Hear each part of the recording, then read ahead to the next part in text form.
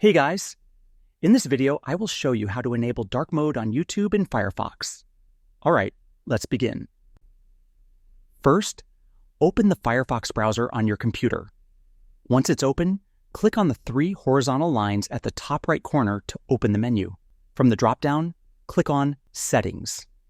Inside the Settings page, scroll down and click on Extensions and Themes. This will open the Add-ons Manager in a new tab. On the left side, click on Themes. You'll see a list of available themes, including the default ones. Look for the dark theme from the list. If it's already enabled, your browser will be in dark mode. If not, click on the Enable button next to the dark theme. This will immediately change the entire Firefox interface to a dark appearance. Now that Firefox is in dark mode, open YouTube.